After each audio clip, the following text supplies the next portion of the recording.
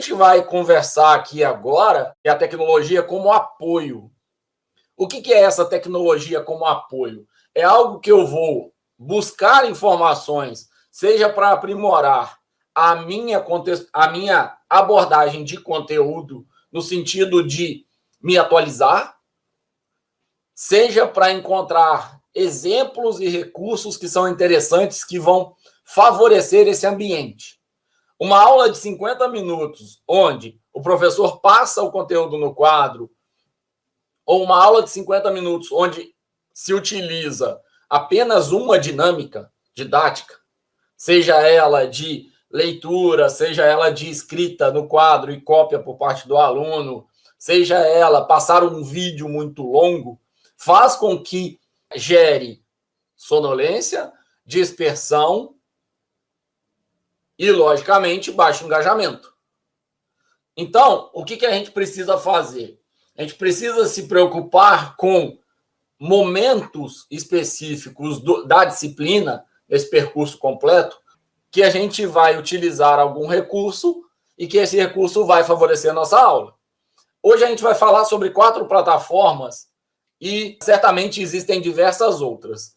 Essas 4 plataformas foram escolhidas por quê? Na diagonal, a gente tem o Google Imagens e o Pinterest.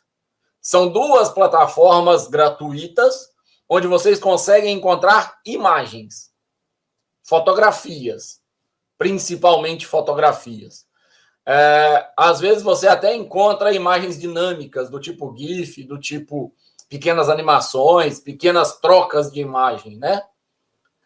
O SlideShare, que é o último que está colocado aí embaixo, ele é uma plataforma onde você consegue encontrar PowerPoints organizados e também material em PDF de livro, de apostilas e coisas desse tipo.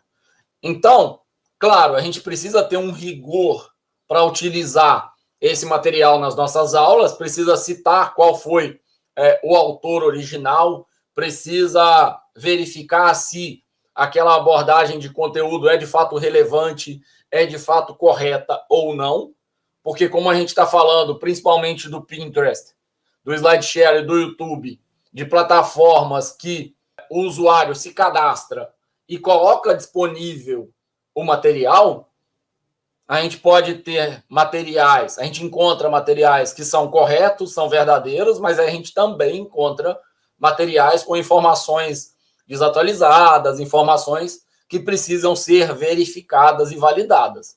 O Google Imagens, o que ele faz é encontrar na internet, a partir de sites, imagens que sejam relacionadas às palavras que você faz a busca, e ele junta essas palavras.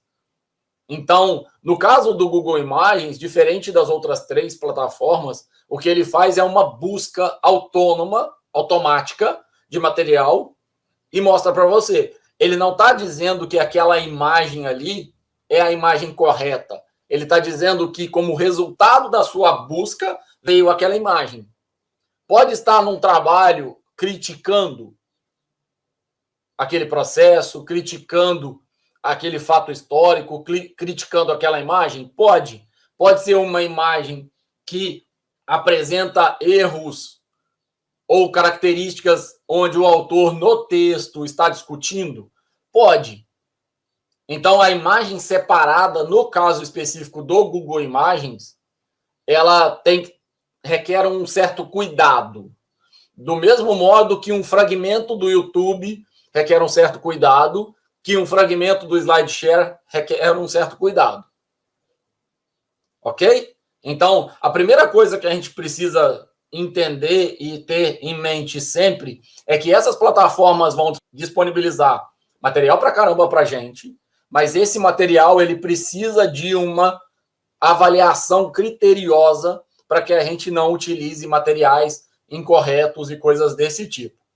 O que está em pano de fundo do que a gente vai conversar aqui hoje é a nossa conhecida teoria de William Glasser.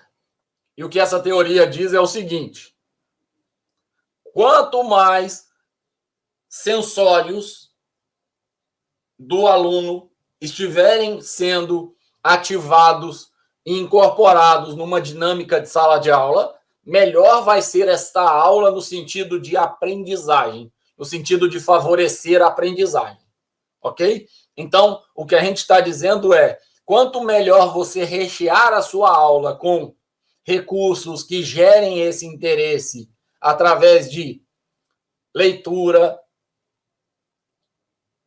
audição, observação, ver e ouvir.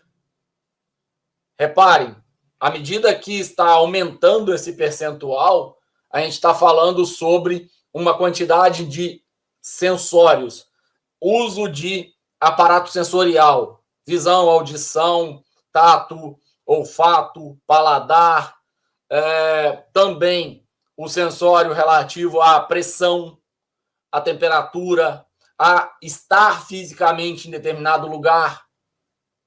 Tudo isso vai interferir no resultado da aprendizagem e tudo isso vai fazer com que, quanto mais a gente explorar essa interação do aluno com o ambiente, melhor vai ser o resultado que a gente gera quanto à aprendizagem. Existem alguns trabalhos que discutem esses percentuais, existem alguns trabalhos que discutem alternativas intermediárias aqui, mas de modo mais amplo, o que a gente está se preocupando é com utilizar maior, gerar maior interesse do aluno a partir do momento que ele está utilizando mais partes do corpo dele na atividade que a gente está propondo. Conseguiram entender até aqui qual é o cenário, quais são os recursos que a gente vai discutir e quais são os cuidados necessários em cada um desses recursos? Vou começar falando sobre o uso do YouTube por professores. Esse título, a gente está falando numa abordagem de buscar conteúdo, buscar materiais, buscar recursos no YouTube e também nas outras 3 plataformas que a gente vai falar a seguir, para rechear essa aula.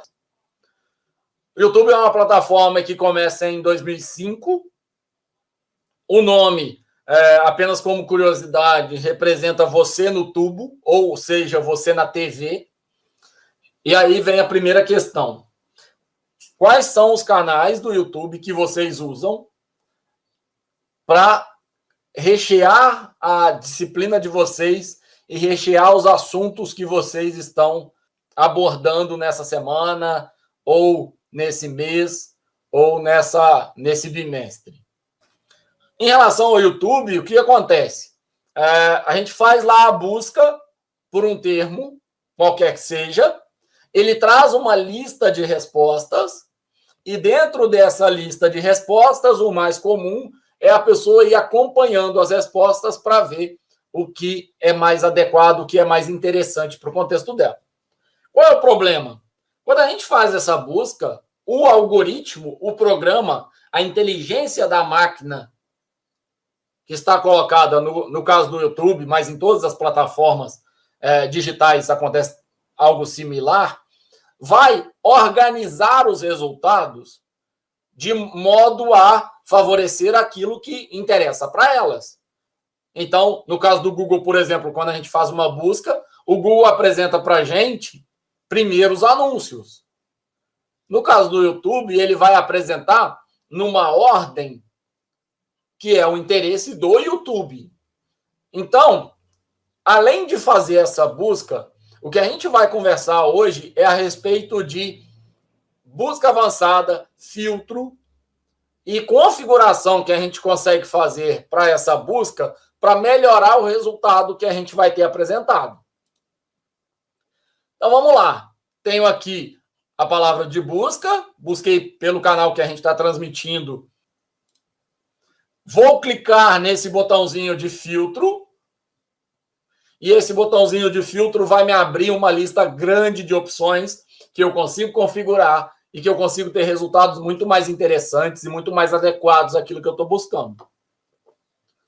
Quando eu cliquei simplesmente ali no filtro, naquele quadradinho lá em cima, o que abriu para mim foi um conjunto de 5 categorias.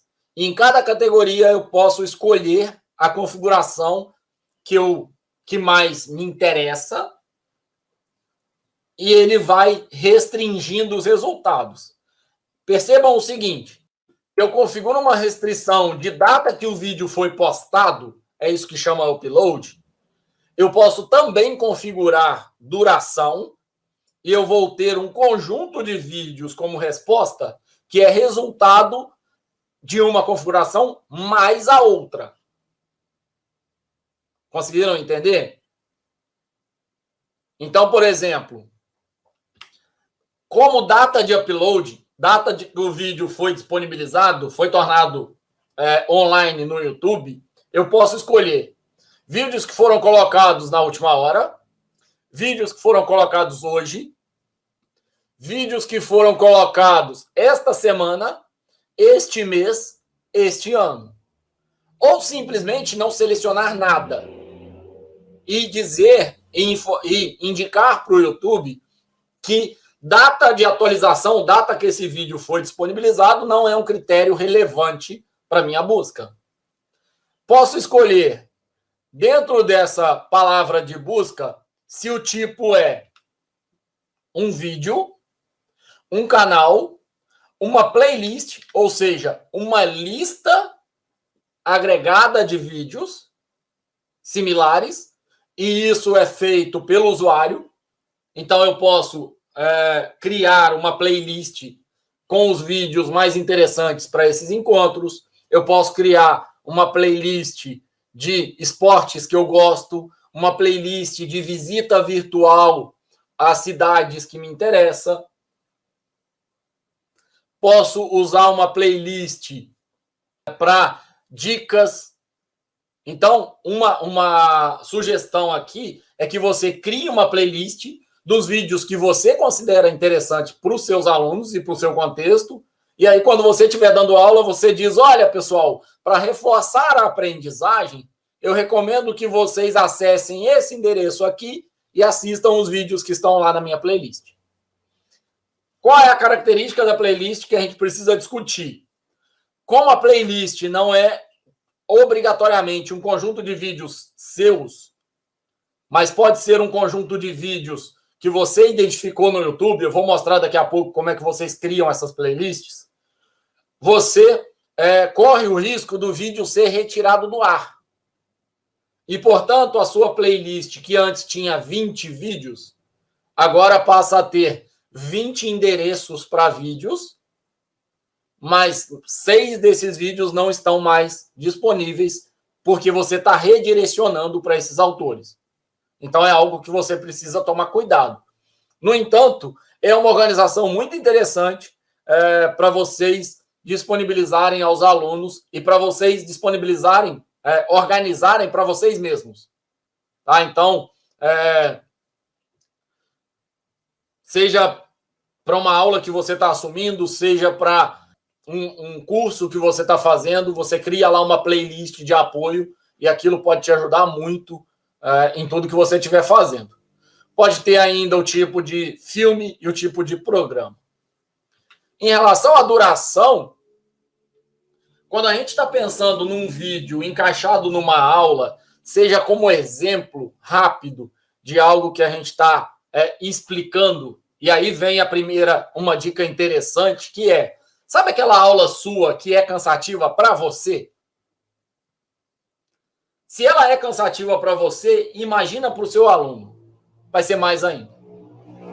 O que você pode fazer é utilizar como truque os momentos de tomar água, os momentos de respirar, os momentos de descansar o seu braço, de relaxar a musculatura um pouco. Porque, afinal de contas, a saúde do professor é algo extremamente relevante, principalmente quando ele passa 3, 4, 5 horas escrevendo no quadro. 3, 4, 5 horas apontando coisas no PowerPoint. Então, o que eu recomendo, uma sugestão, é busquem lá vídeos curtos. Naquele momento que você vai respirar, naquele momento que você vai descansar um pouco, pega um vídeo de até 4 minutos, prepara a sua aula para que naquele momento você apresente esse vídeo E aí você pode ou tocar ele no celular usando o próprio áudio do celular, ou você, se a escola tiver internet, se os alunos tiverem internet, deixar esse vídeo para que os alunos consigam acessar no próprio celular. E aí você gerar um movimento dos alunos dentro da própria sala. Lembrando que tem uma restrição de uso de equipamento eletrônico na sala, mas em alguns lugares o uso pedagógico é autorizado. E aqui a gente está falando de um uso didático pedagógico. Encaixa esse vídeo com uma atividade para a próxima aula. Encaixa esse vídeo como um exemplo. Eu gosto muito de usar vídeos em determinadas aulas como exemplo. Pessoal, expliquei sobre determinado assunto. Agora, só enquanto eu tomo uma água aqui, vamos passar um vídeo para vocês verem um exemplo. Ou usar o vídeo como algo que é iniciativa para uma atividade.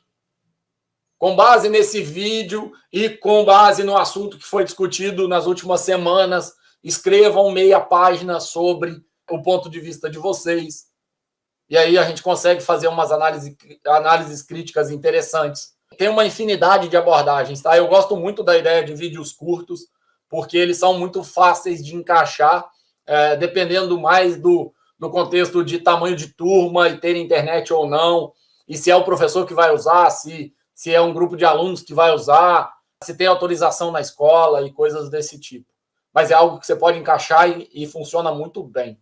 Algo muito similar acontece com uma charge, com um desenho, com uma animação, com diversas outras dinâmicas nesse mesmo tipo de formato, né? Você tem uma aula cansativa e você encaixa ali alguma coisa que vai quebrar o clima, que vai, de fato, favorecer a sua saúde, vai favorecer a aula e todo mundo vai ficar mais leve depois dessa dinâmica.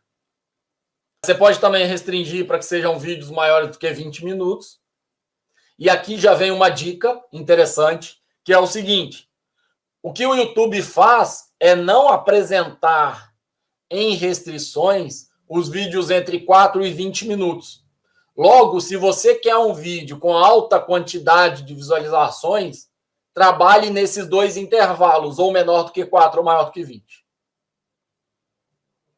É uma dica do YouTube para a gente. Em relação a características, você pode escolher se é um vídeo ao vivo, qual é a qualidade que esse vídeo tem, se esse vídeo tem que ter legenda ou não, se esse vídeo tem uma licença para reutilização, para edição desse vídeo, corte de pedaço. Essa licença Creative Commons, a gente pode conversar sobre ela depois, faz com que o autor escolha qual é o nível de reuso e reaproveitamento do material pode ser feito. E alguns autores, inclusive, aceitam que você faça mix, que é você cortar pedaços da imagem ou cortar pedaços do vídeo e remontar. Então, tem toda uma complexidade aí da licença Creative Commons que a gente pode discutir depois. Tem ainda os vídeos que são de realidade virtual, os vídeos 360 e coisas desse tipo, que também vão requerer equipamento e disponibilidade de recurso que em geral não está acessível para a maior parte do nosso público. Por fim, a questão de classificação. Você pode classificar por relevância, por data de envio, se você está falando de algo que é mais atual, um assunto, uma notícia da última semana para eu contextualizar minha aula de português, ou minha aula de geografia, ou minha aula de artes, ou minha aula de história, ou minha aula de ciências, que seja, tá? Você pode pegar por data de envio e pegar notícias mais atuais. Contagem de visualizações, e aí a gente está falando que num ambiente onde os vídeos são postados e as pessoas vão visualizando, e uma métrica para dizer se o vídeo é bom ou não, uma das métricas, tá? É você utilizar a contagem de visualizações, porque, claro, quanto mais pessoas veem, ele tende a ser mais interessante, mas tem que tomar cuidado, porque, em geral, grandes índices de visualizações estão associados a uma sociedade que está envolvida no caso. Então, por exemplo, Se tem muita notícia de fofoca, que tem um altíssimo índice de visualizações, e nem sempre aquilo é verdade, nem sempre aquilo é útil para um contexto didático-pedagógico. Então, você precisa ter esses cuidados, porque a gente está falando numa emergência de critério, né? Que é disponibilizar esse recurso que vai ser discutido por um monte de gente vai ver e vai emergir uma quantidade de visualizações e vai, ao longo do tempo, gerar um gráfico aí de dispersão, onde alguns vídeos são mais vistos e outros são menos vistos. No final das contas, a gente tem a possibilidade de escolher qualquer um desses critérios e a gente vai conseguir ter resultados interessantes em cada um desses critérios. Quando a gente encontrar um vídeo que é interessante, o que eu recomendo? Primeiro, dar uma olhada no canal que esse vídeo está hospedado e, a partir do canal, verificar se, por exemplo, aquele canal não é algo de interesse global para a minha disciplina, de interesse global para aquela categoria que eu estou buscando o vídeo. Então, por exemplo, se eu fiz a busca por um vídeo a respeito do Google Classroom, você vai encontrar um vídeo que está no nosso canal e esse vídeo pode ter algum outro conteúdo interessante. Em relação ao canal, o que tem de informação? O início é configurável, então é o autor, é o dono do canal que configura a disposição dos vídeos desse canal. Os vídeos é uma lista de todos os vídeos públicos que estão nesse canal. Existem configurações que você pode não exibir esses vídeos no canal, tornando ele privado, coisas do tipo. Existe ainda a configuração de playlists, que você vai criar agrupamentos de vídeos do seu interesse. Existem canais associados. Então, uma das formas que eu uso muito para identificar materiais relevantes é através dos canais associados a um canal. Então, a gente tem, por exemplo, esse canal nosso. A gente pode indicar outros canais que são relevantes e que são interessantes, e a pessoa, quando clica aqui, ela tem acesso a esses outros canais que são interessantes e são relevantes. Uma aba para discussão e uma aba onde o dono do canal diz sobre o que esse canal, qual é o intuito, qual é o interesse desse canal. E uma barrinha de busca, onde você pode, restrito a esse canal, fazer uma busca. Tá? Pode ser algo interessante, principalmente se a gente está falando de canais grandes e de materiais grandes para caramba. Por fim, quando a gente está fazendo uma busca de material, a gente tem não apenas aqueles filtros lá para busca, mas também as categorias dentro do canal que podem ajudar a gente e muito. Quando a gente está assistindo um vídeo, tem algumas características que eu acho interessantes. Essas características fazem com que o YouTube seja algo que tenha caído muito na graça e na vontade, no desejo das pessoas, que é quando a gente está assistindo um vídeo, na barra inferior, no canto inferior direito, a gente tem algumas informações que são relevantes e que são interessantes. Elas são, por exemplo, se eu vou transmitir, o primeiro botão aqui no extremo direito é se eu vou ver em tela cheia. O segundo, se eu vou transmitir para um dispositivo através do Bluetooth. Por exemplo, eu posso acessar um vídeo no meu celular e transmitir para o meu aparelho televisor se houver compatibilidade entre os dois equipamentos. Posso escolher o formato, que é teatro, pegando a largura completa da tela do meu computador ou a tela. Posso escolher ter um display, ou seja, um aplicativo à parte, que eles chamam de mini player, e eu posso escolher legenda e outras configurações. Em relação às outras configurações, o que a gente tem? Qualidade. Então, essa é uma dica muito interessante, porque, por exemplo, se você está assistindo alguma coisa no YouTube e a imagem está ficando ruim, em baixa qualidade, ou se esse vídeo está travando muito e está ficando irritante de assistir, se você muda a qualidade, você consegue resolver. O que o YouTube faz é colocar um modo automático. O que é isso? Quando a gente disponibiliza o vídeo no YouTube, a gente pode configurar qual é a qualidade máxima desse vídeo. Uma vez que eu configure a qualidade máxima desse vídeo, o YouTube gera automaticamente qualidades menores. E a gente está falando aí em múltiplos de 2, tá? Então, 360, 720, 1080 e coisas desse tipo. Que a gente está falando em qualidade da tela. E aí o que acontece? Vamos supor que eu disponibilizei um vídeo em 1080. Se a sua internet tiver uma qualidade suficiente para acompanhar esse vídeo em 1080, ele vai transmitir automático 1080.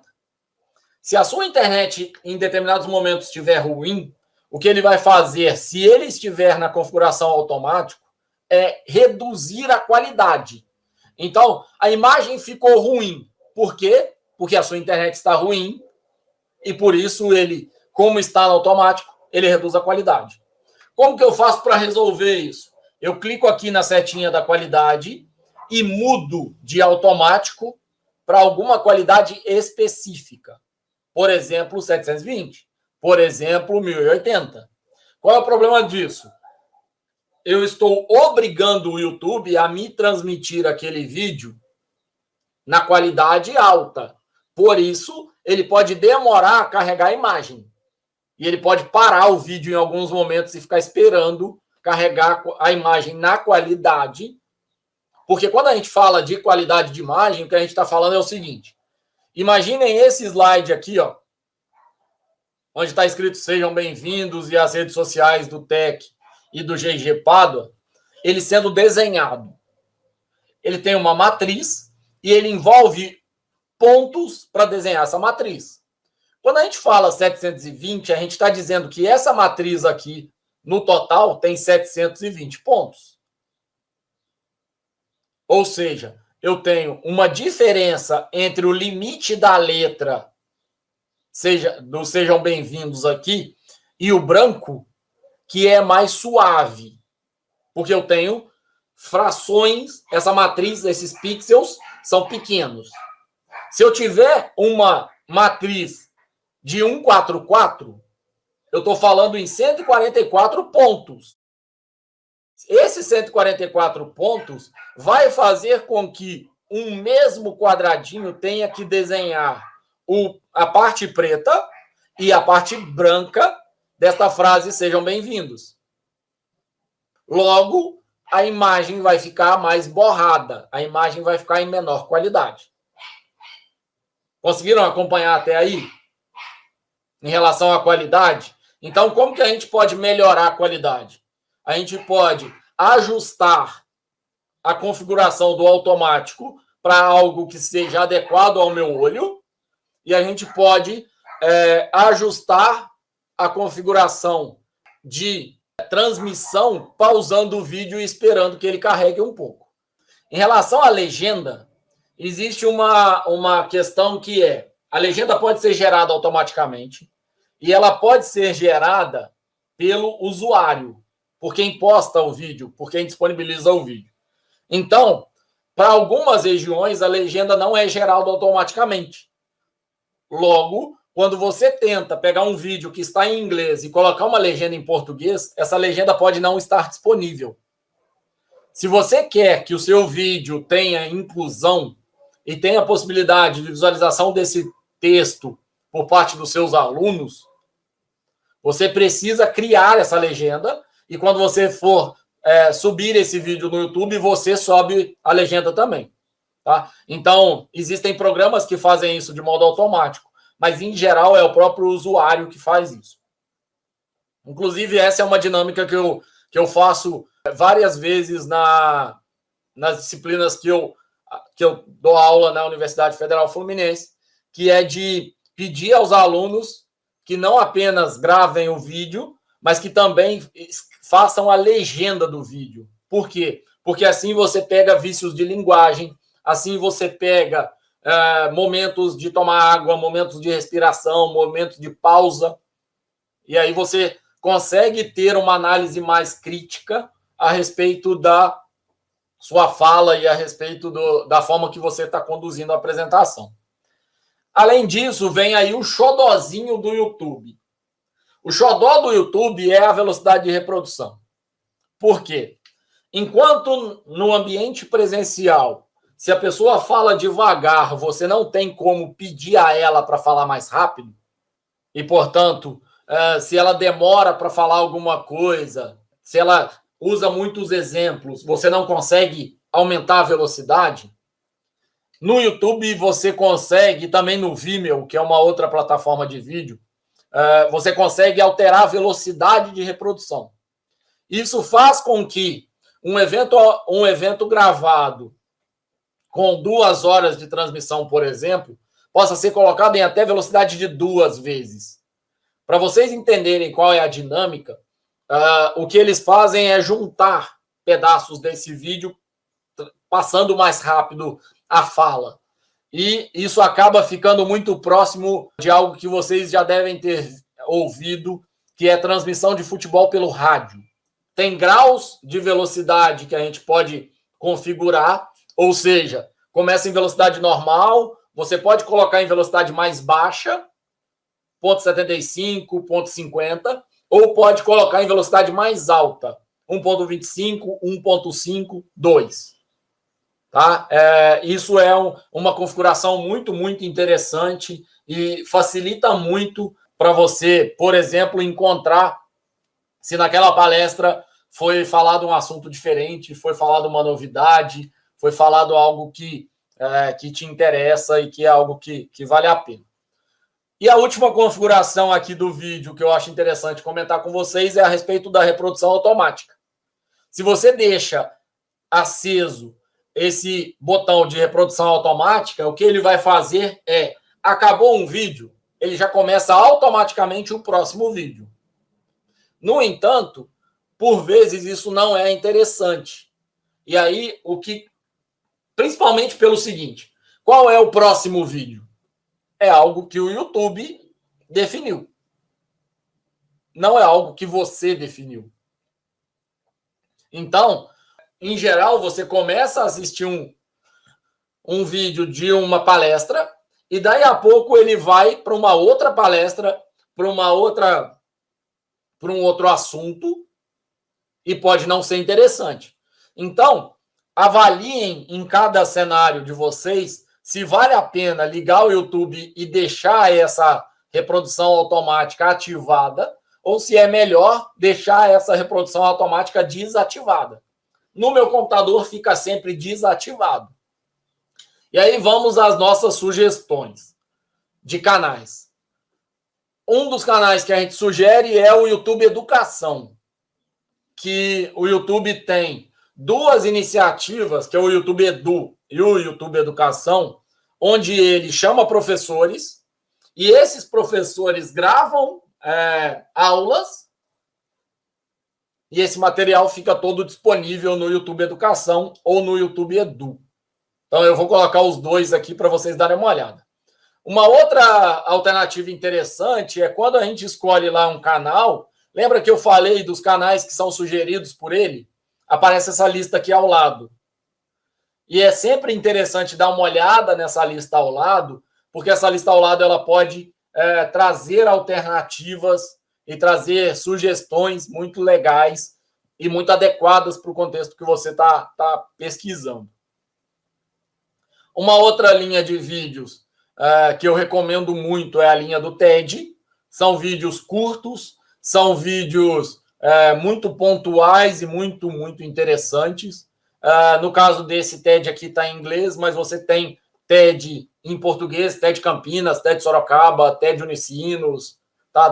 Dá para encontrar alguns TEDs em português, encontra-se TED em espanhol, em diversas línguas. E são vídeos sempre muito curtos, de pessoas que são muito diretas. Tá? São apresentações muito diretas ao ponto. E eu gosto bastante desse tipo de conteúdo. Um canal que certamente a maior parte de vocês conhece é o Me Salva. E aí eu vou aproveitar o Me Salva para comentar uma coisa aqui, que é o seguinte. você tá dando aula de uma disciplina e você não consegue entender quais são as tecnologias que esses alunos seus utilizam e como você poderia perguntar a eles quais são as tecnologias. Uma das atividades que a gente já fez foi, utilizando o YouTube como pano de fundo, perguntar aos alunos quais são os canais do YouTube que eles utilizam. E aí, uma atividade que vocês podem facilmente encaixar na maior parte das aulas de vocês e dos assuntos que vocês abordam é: cite 2, 3 vídeos que são interessantes a respeito dessa matéria ou dessa aula que a gente teve para a semana que vem. E aí você vai fazer com que aqueles alunos que são mais interessados busquem e tragam alternativas, e você, compartilhando esse resultado na turma, vai ter uma lista de vídeos auxiliares que vai te ajudar muito a conduzir não só aquela disciplina com aquele ano, com aquela turma, mas também no ano seguinte, no semestre seguinte, na outra escola e coisas desse tipo. Um outro canal que tem vasto material é o Descomplica. Ele tem muito material e é bem interessante vocês darem uma olhada. Lembrando que é possível você se inscrever, é possível você ativar o sininho para ficar sabendo, ser avisado de novos vídeos. E aí é você que tem que avaliar até que ponto ser avisado desses novos vídeos te ajuda ou te atrapalha. Porque se é um canal que posta muita coisa, não vale a pena, não vai te ajudar muito. E você tem aqui a lupa para fazer busca direcionada ao assunto que você está interessado. Esse é o YouTube Edu. Vamos falar sobre o Google Imagens. Você tem lá uma barra de busca. Essa barra de busca possibilita que você faça a busca por áudio. Então, esse microfoninho serve para isso. Eu também posso fazer a busca por imagem. Então, eu posso subir aqui, colocar uma imagem e procurar imagens similares. Isso serve, inclusive, para identificar quando o aluno buscou um material na internet. Então, uma vez que a gente fez a busca, a gente entra numa página de resultado de busca, vai estar selecionado o imagens. Aqui nessa barra tem um monte de opções para você alterar para a busca global do Google, para Google Shopping, ofertas, imagens, notícias, vídeos e outras informações.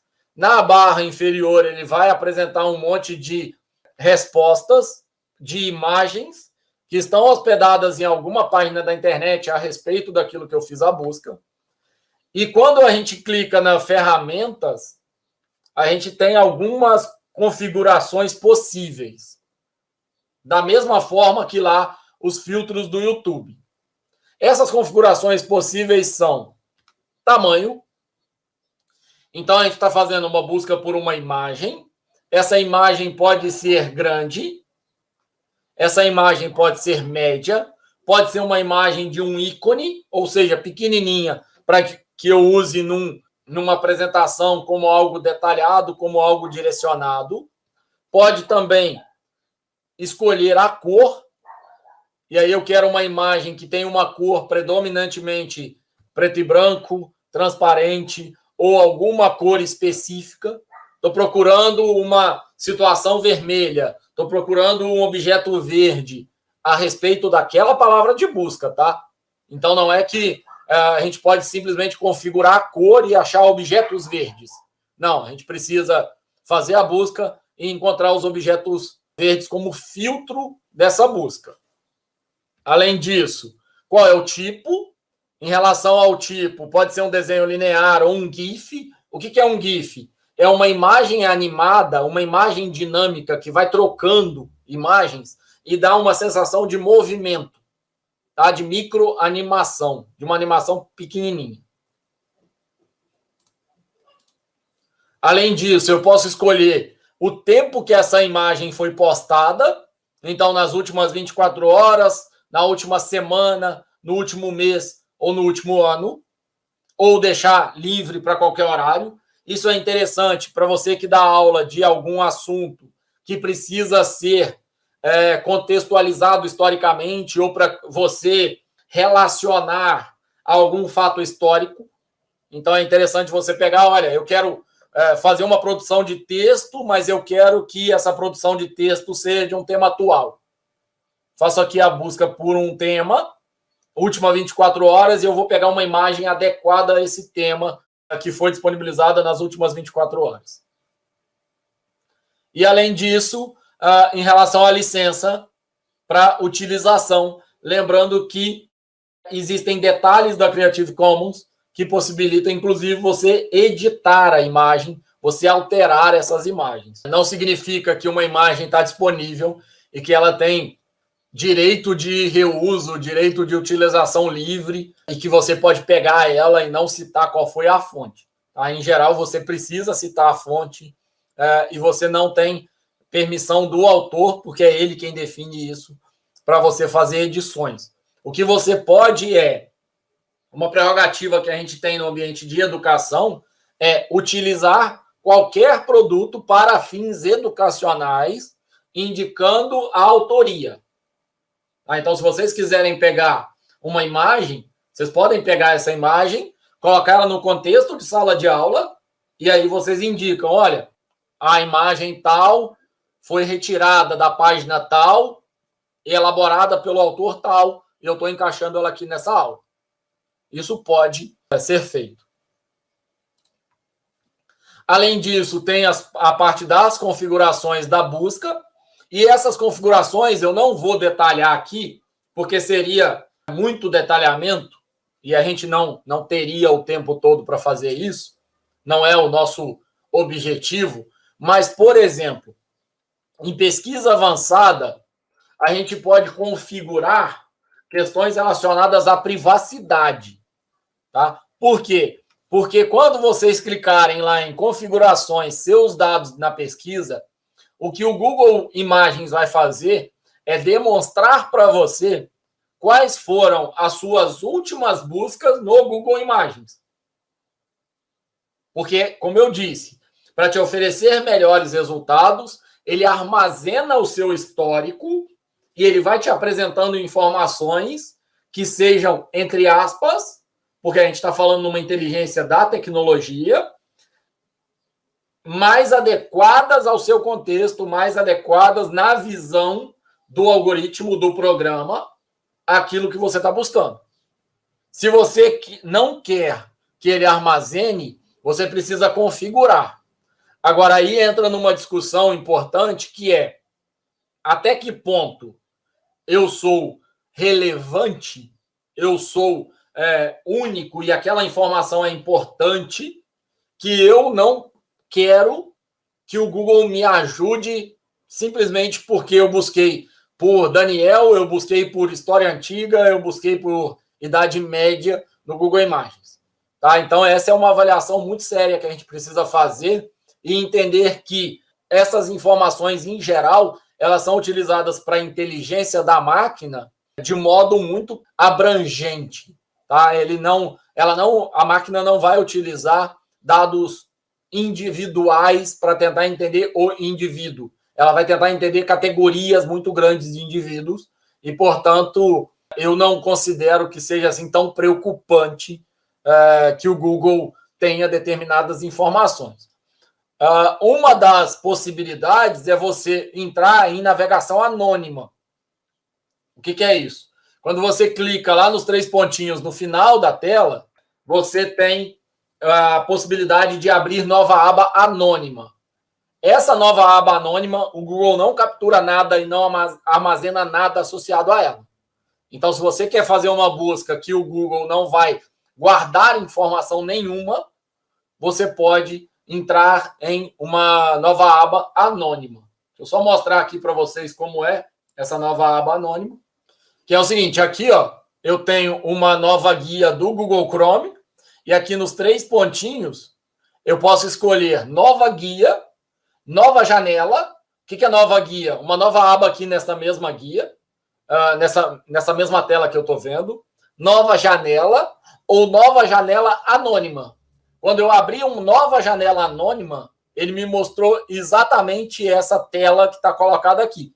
E essa tela que está colocada, ela não vai guardar informações minhas para me ajudar depois a fazer buscas melhores. Tá? Então, essa é uma tela interessante. Mas, assim, sinceramente, não tenham tanta neurose em relação à privacidade, porque a inteligência de máquina não vai descobrir detalhes assim tão relevantes e individuais. Ela está muito mais interessada em detalhes sociais e de conjuntos grandes de pessoas. Portanto, para finalizar o Google Imagens, o que a gente tem em relação às ferramentas é uma configuração por tamanho, cor, tipo, tempo e direito de uso, além das configurações de privacidade. Conseguiram compreender até aqui? Vamos lá, vamos seguindo então. Agora a gente vai falar sobre o Pinterest. Se vocês quiserem, tirem print aí da tela, ou então mais para frente vai ter aquela tela com todas as 4 tecnologias, vocês podem pegar lá. Como é que eu faço para acessar o Pinterest? Eu simplesmente coloco Pinterest no Google, ou então eu tento entrar direto pelo site, mas não precisa se preocupar de entrar direto pelo site. Tá? Se vocês digitarem essa palavra no Google, vocês vão cair num site, vai ter como resposta um site, que é br.pinterest.com, que nada mais é do que um repositório de imagens, bastante completo, bastante interessante. Ele é mais voltado também para a ideia de uma rede social. Como que esse Pinterest funciona? De modo muito, muito simples e muito, muito direto. Você faz uma busca por um termo qualquer, ele traz um monte de respostas em relação a essa busca que você realizou. Você clica nessa, você pode escolher se você quer fazer essa busca em todos os pins que ele chama. Então, cada postagem nesta plataforma do Pinterest é um pin, é chamado por eles como pin. Você pode fazer essa busca em todos os pins. Você pode fazer a busca nos seus. Então, tem a questão de você criar uma conta e você hospedar lá as suas imagens, vídeos, e também dá para fazer a busca por pessoas e por pastas. Tá? Da mesma ideia da playlist, eu posso criar no Pinterest uma pasta e colocar a coleção das imagens dos pins que são relativos àquele assunto. Vamos supor que eu cliquei nessa imagem aqui, ó. Gostei dessa imagem, quero usar essa imagem para contextualizar minha aula sobre organização. E quando eu clico na imagem, o que eu tenho de acesso é aquela imagem maior. Clicando com o botão direito, eu consigo salvar ela no meu computador. Ou eu posso tirar um print dela também. E do lado direito, eu tenho o site onde essa imagem está disponível, o nome da imagem, qual é o autor e quais foram os comentários em cima desse pin. E além de poder salvar. Isso faz com que a gente tenha uma facilidade para identificar as informações a respeito dessa imagem e a gente identifique esquemas que são muito interessantes para o nosso dia a dia de sala de aula. Tá? Então, uma das grandes vantagens do Pinterest é, de fato, você encontrar fluxograma, organograma, estruturas que vão facilitar você localizar determinado assunto na linha do tempo ou ilustrar determinado assunto. Eu uso muito o Pinterest para, por exemplo, não só me organizar em relação a alguns assuntos, mas também indicar para os alunos algo que seja resumido do percurso que foi conduzido na disciplina. Tá? Então, por vezes, eu deixo disponível isso numa pasta do Google Drive ou numa pasta do Dropbox, para que os alunos tenham acesso a esse material, e é um resumo de fluxo que foi utilizado na disciplina. Quando a gente desce dessa página, onde está a foto que eu cliquei para abrir, o que a gente tem é mais como este. E nesse mais como este, são outros pins classificados automaticamente pela plataforma Pinterest como similares. Como vocês podem ver, a imagem anterior é uma imagem de uma bolsa com objetos que estão para ser colocados nessa bolsa de organização de viagem, alguma coisa desse tipo. Quando a gente vai para a parte de baixo da página, lembrando que de um slide para outro eu só rolei a página para cima, o que eu identifico é outros esquemas de organização de objetos e outros conjuntos de objetos para aquele mesmo contexto. Então, se a minha aula é sobre organização, eu consigo ir rolando a página aqui e identificando muito material que pode ser interessante para exemplificar e para encaminhar a minha aula de modo que ela fique mais dinâmica, mais interessante. Eu posso, por exemplo, numa aula de física, ou numa aula de geometria, ou numa aula de matemática, abordar aspectos relacionados a tamanho de objetos, proporção de objeto em relação a outro, quantidade de objetos que consegue colocar naquela sacola, que peso ela fica. Percebem? A gente consegue, a partir de uma imagem simples como essas, adequar o nosso assunto e usar algo que seja contextualizado para o aluno, interessante para ele e que vai gerar um engajamento. Esse é o Pinterest.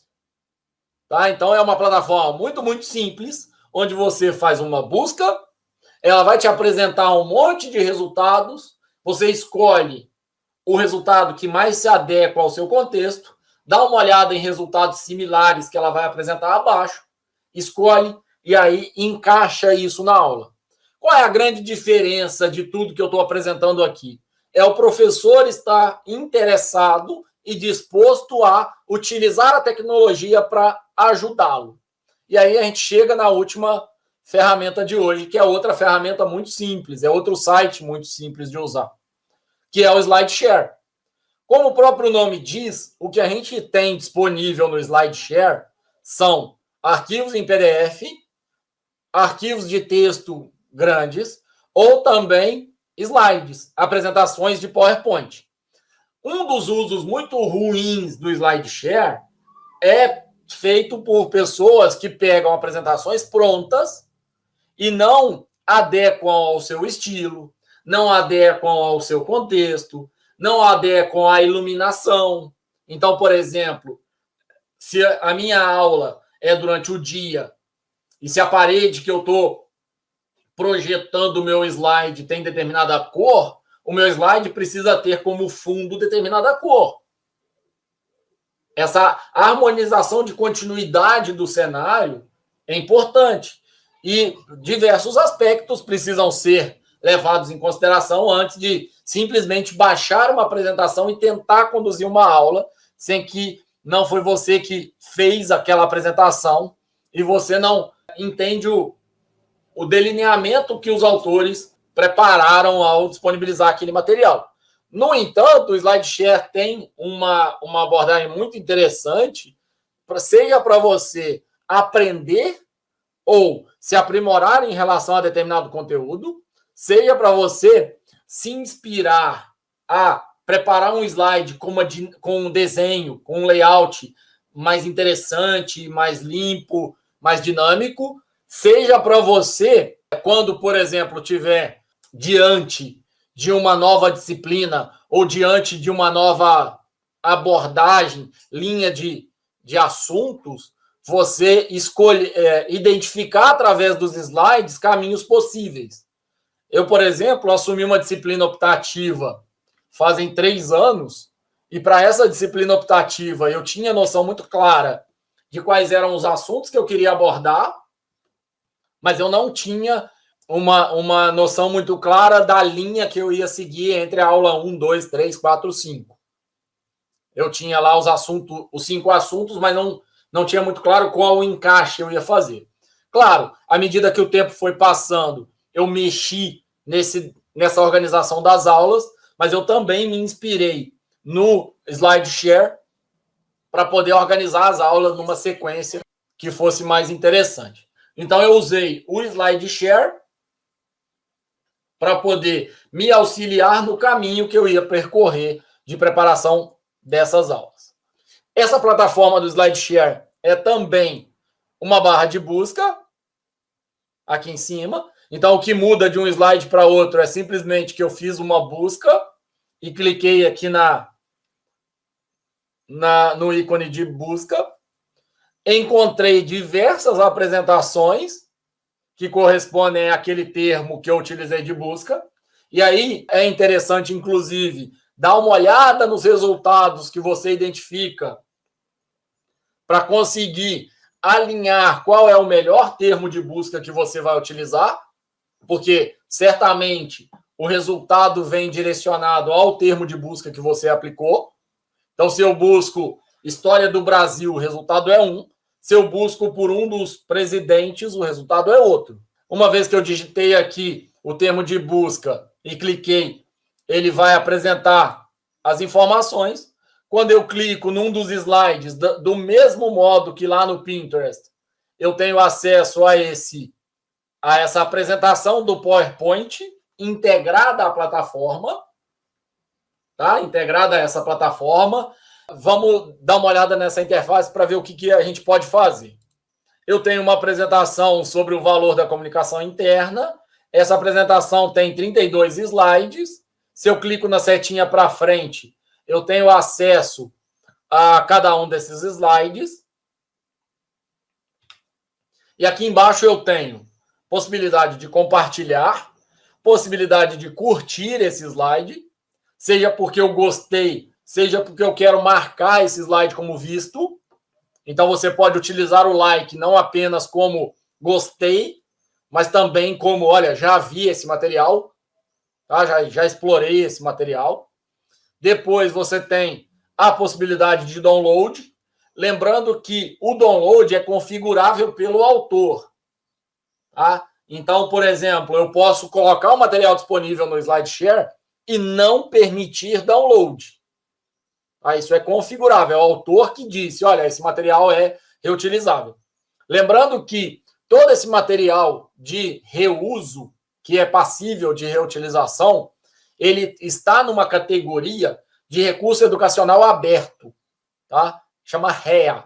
Se vocês quiserem entender um pouco mais sobre os REAs, no outro dia a gente pode conversar a respeito, mas eu recomendo fortemente que vocês deem uma olhada nesse conceito de recursos educacionais abertos.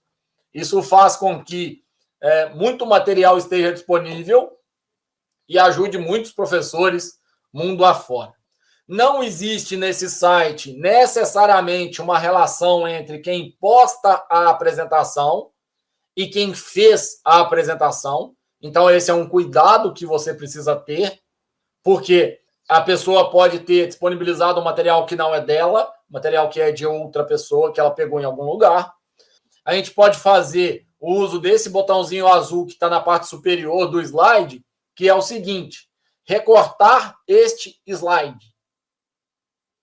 Esse slide ele vai ser salvo no seu computador. Tá? Então, essa é uma das coisas que é inerente à plataforma, ao SlideShare, e, portanto, mesmo que o autor não deixe você fazer download da apresentação, você pode cortar aquele slide e, óbvio, citando quem fez, citando o endereço da página onde você retirou, você pode aplicar esse slide no seu contexto de aula ou se inspirar nesse slide para fazer sua apresentação ou para melhorar a sua abordagem de conteúdo. Aqui embaixo tem a definição do autor. É um link para o nome, então você pode clicar e acessar a página dentro do SlideShare dessa autora. E embaixo tem o follow, que é seguir. Quando eu sigo os autores, eu tenho possibilidade de acessar eles numa página específica, que eu não vou mostrar aqui hoje para vocês, mas ver nessa página específica como um modelo de rede social mesmo, quais foram as últimas postagens desses autores. Além disso, no lado direito, a gente tem uma lista de resultados recomendados pela inteligência, novamente, da máquina. Então, você pode ter resultados aqui que são interessantes, pode ter resultados aqui que não são interessantes, não são legais. Você pode ter, inclusive, plágio para hospedagem. Tá? Você pode ter hospedagem de material que, como eu disse, não é do autor que hospedou. No exemplo aqui, é uma apresentação da Cristina, mas você poderia ter um material que não foi feito por esse autor. E cabe a cada um de nós ter o senso crítico e ter o cuidado ao avaliar esse material que está colocado para verificar se esse material é correto, se ele é adequado ao meu contexto e coisas desse tipo. Esse é o SlideShare. O grande risco dessas plataformas que a gente falou hoje é a pessoa pegar o material e usar, seja para apresentação de trabalho, seja para condução de uma aula, sem fazer a devida referência. Mas são plataformas que têm um potencial gigantesco de tanto te ajudar como professor a ter ideias e ter caminhos diferentes, diversificados para suas aulas, como também de ajudar os alunos no estudo e na evolução em relação a cada um dos assuntos que está sendo abordado. A gente termina aqui. Hoje a gente falou sobre o uso de vídeos no YouTube, como fazer buscas mais detalhadas e gastando menos tempo na escolha de qual é o recurso em função de ter feito uma busca mais robusta e mais avançada. Falou também sobre o Google Imagens, e aí aproveitou para falar sobre qualidade de imagem, qualidade de ferramenta, inteligência da máquina para tentar sugerir coisas para a gente. Falou também a respeito de aspectos de direito autoral e privacidade. Falou sobre o Pinterest, que é uma plataforma de busca de imagens, que é interessante para caramba e que muito pouca gente usa. Então, vale muito a pena encontrar lá uns esquemas, umas coisas que vão, de fato, ajudar a gente a ter essa visão geral da disciplina, ajudar os alunos a estudarem, ajudar a gente a fazer algumas avaliações. Tem vários esquemas, tem vários diagramas muito, muito interessantes no Pinterest. Falou do SlideShare, que é uma plataforma que, se usada com moderação, ela é muito interessante, mas que muita gente faz usos não tão adequados assim dela, uma vez que é possível baixar um PowerPoint, e o PowerPoint gera alguns problemas na educação. Então, o SlideShare, se mal utilizado, piora ainda mais esses problemas, porque uma pessoa um aluno, por exemplo, que baixa um slide e usa ele para apresentar um trabalho, ele pode parecer conhecedor do assunto, ele pode ter se dedicado para apresentar esse assunto, mas ele pode não fazer o uso mais adequado, mais interessante. E também questão de aspecto legal, de direito autoral, de produção de conteúdo e coisas desse sentido. A gente termina por aqui, então. Muito obrigado a cada um de vocês que acompanhou o vídeo até aqui. Um grande abraço.